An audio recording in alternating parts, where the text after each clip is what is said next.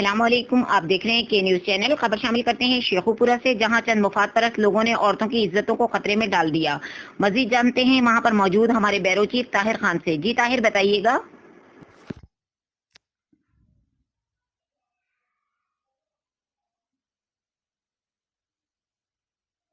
जी बिल्कुल, इस वक्त हम मौजूद हैं मेन बाज़ार में, जहां कोरोना वायरस से बचाव की तमाम तरकीबें आवाम ने हवा में उड़ा दी।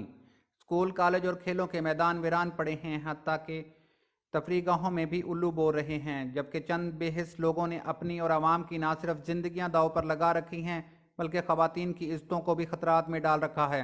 शेखुपुरा इंतज़ामिया की कारकर्दगी देखें। शरेआम दुकानों के शटर उठाकर अकेली खवातीन को गैर महरम चंद मुफाद परस्त लालची लोग अपनी दुकानों में बंद करके दुकानदारी की आड़ में न जाने क्या क्या हरकत करते होंगे।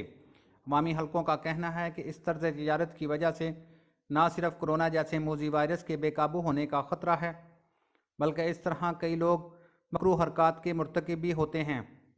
हुकूमत को चाहिए कि अगर लॉकडाउन ख़त्म करना मुमकिन नहीं तो कम अज़ कम मौजूदा लॉकडाउन की SOPs पर मुकम्मल अमल दरामद करवाया जाए। जी।